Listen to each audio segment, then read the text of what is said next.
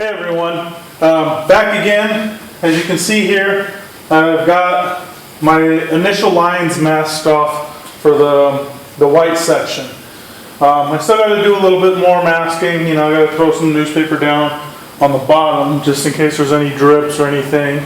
The top, I don't know if I have enough newspaper or not. I should have gone and grabbed a New Times or something and I didn't.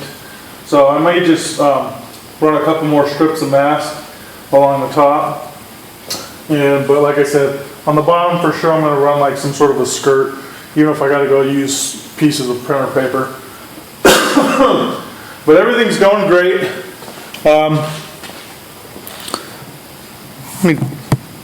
This is a pretty good angle to show you. You can see the mask line right there.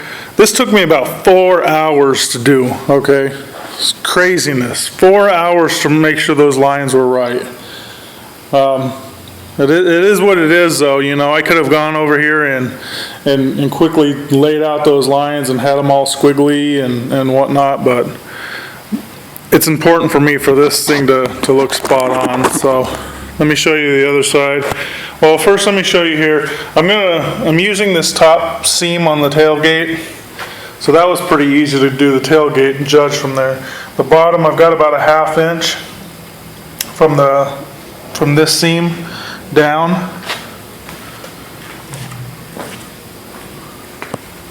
Let me show you the line here too.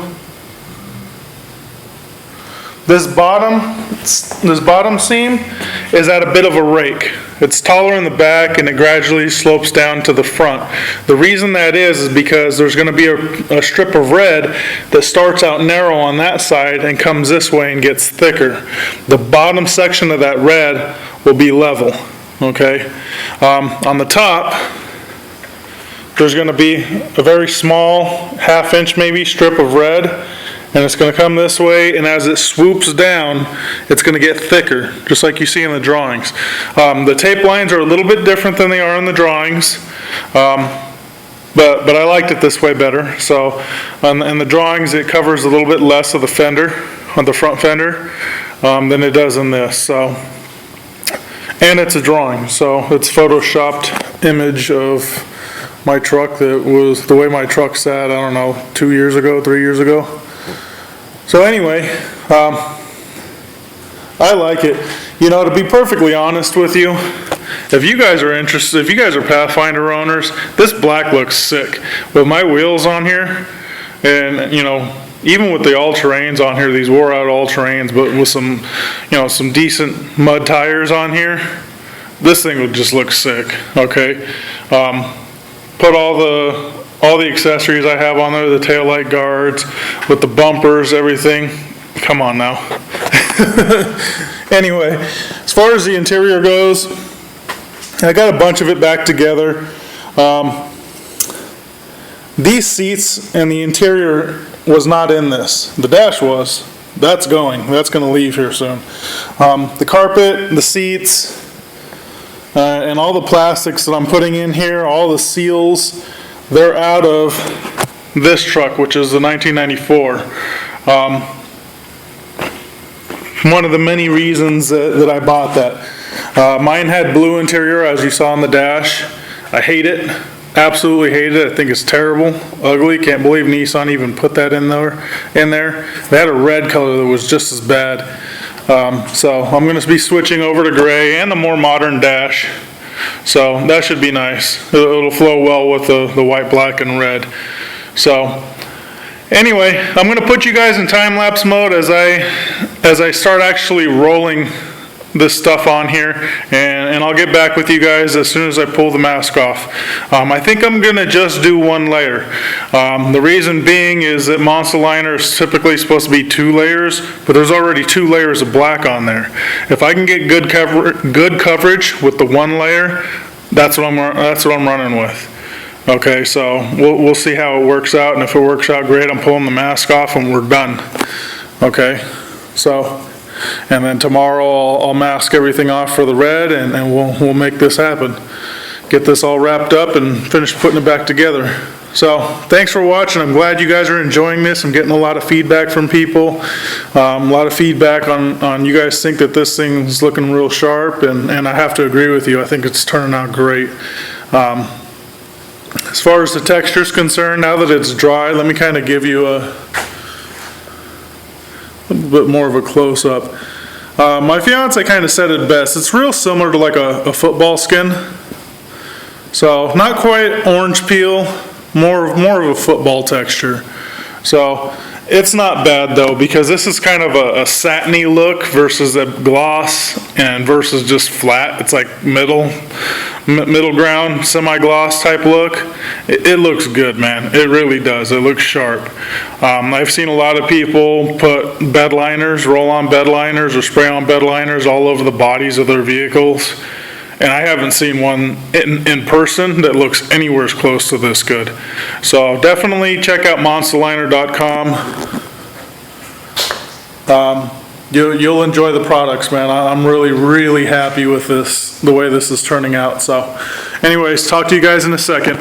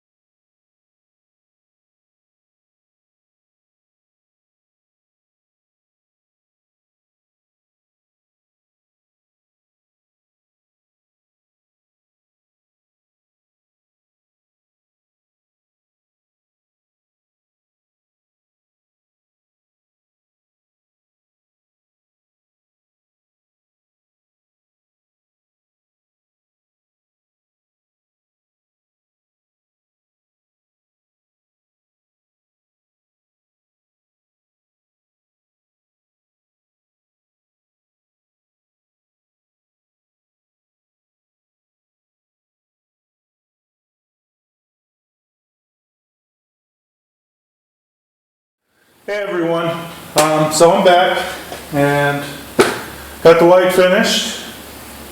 Went pretty good, went really good actually. I'm satisfied. A bit concerned about the tape holding up and possibly letting seeping underneath it. I was using a low tack, I don't know what brand, Scotch I think, I don't know, whatever, doesn't matter.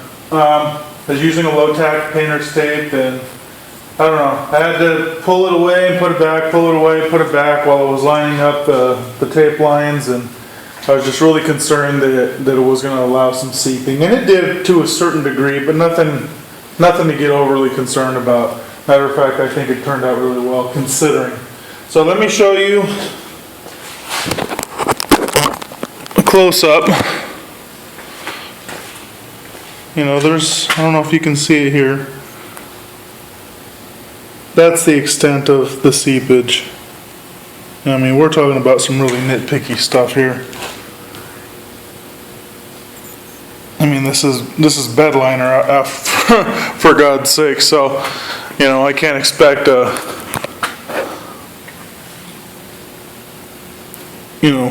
pro paint job type thing. And plus, I'm new at doing this. So, anyway, that's the white. And if you look at the picture at the beginning of the video, you know, there's going to be a black space, and then the red will be right above it, right here, and then down below. On the top line, it's going to be really thin here, and then widen up as it gets to the front. It's going to be somewhat thin on the bottom, and then widen up as it gets to the back. So I'm happy with it, man. I think it looks pretty good. Right now it looks plain. You know, that red's gonna set it off. You know, the just plain black and white is a bit much, but the red will set it off. What I'm considering doing down the road, not right away, maybe have somebody come in here with a pinstripe and lay a light gray or a silver pinstripe right over the white line. In the drawing, technically there is a gray in it, but it's something that, you know, I'm not gonna purchase Monstaliner just to put a little teeny tiny pinstripe. That's kind of crazy, you know. So anyway, I like it. I think it's turning out awesome. Let me know what you guys think now that we got the white section on there. I think the tape lines and everything turned out really, really well, to be honest with you. Let me see if I can get a better view. My shop is a fucking disaster. I need to address that immediately when I'm done with this. So, yeah, I'm happy, man. This looks good, and that's not even dry. You know, this is still very, very wet. Oh, speaking of which, here's the placard, the Nissan placard that goes on the back hatch. If you're going to do this and you're a Nissan owner, even if you're not a Nissan owner, don't forget stuff like this, okay? I almost did. You'll regret it, because what I will tell you about the color versus the black when it comes to the Monstaliner, it sets up a lot faster. I mean a lot faster. Okay? Don't play games. Even with the lid on it, this stuff sets up fast. Okay, what I ended up doing, and I don't know if Monstaliner recommends this, with the black I was able to, because I had 2 gallons, and 1 gallon covered everything and pretty much ran out, and then the second gallon covered everything again. So I had a whole fresh gallon to work with, and I could let the black actually set up so it was, you know, I could touch it, and it, you know, there was very little tack.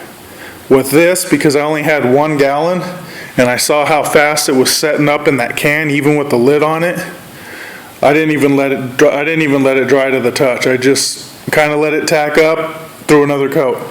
Let it tack up again, threw another coat. And I did that like 3 or 4 times, until I felt like it was nice and even, solid coverage. And then I just let it tack up again, and then went over it lightly just to give it some texture, and then pulled my tape. You know, pretty much I gave it about 5-10 minutes after that, and then pulled all my tape. It's still wet, so just another helpful hint if you guys choose to use this stuff. Okay, and I do recommend it. This stuff is pretty awesome. You know, one of my hesitations with this was the texture. Okay, I wasn't sure if I wanted my truck to have that kind of texture on it. I really wanted to do this design with actual paint. Whether if I paid somebody to paint it or what, it didn't really matter to me. I wanted it to be paint. I'm actually really glad that I went with Monstaliner over the paint. 2 reasons. I go off-roading in this thing, okay? This thing's gonna get beat on. Paint's gonna immediately get chipped off.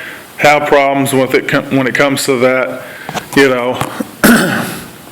Actually 3 things. Second thing is that, you know, I live in Syracuse, New York, and you know, with me spraying the chassis saver all over the body and then the Monstaliner on here, you know, the salt's going to have to be pretty impressive to get into a battle with this and start rusting out the body.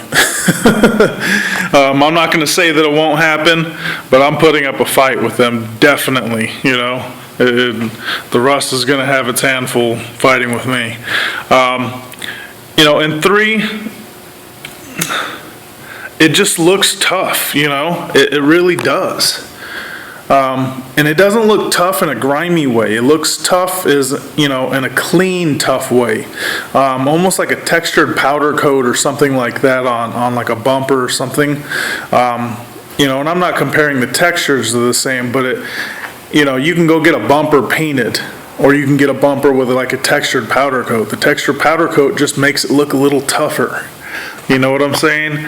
And that's what this is doing to the body. And because it's so uniform and so, you know, clean as far as the install, you know, it's not all sloppy, you know, because I took everything off of this thing before I did the install.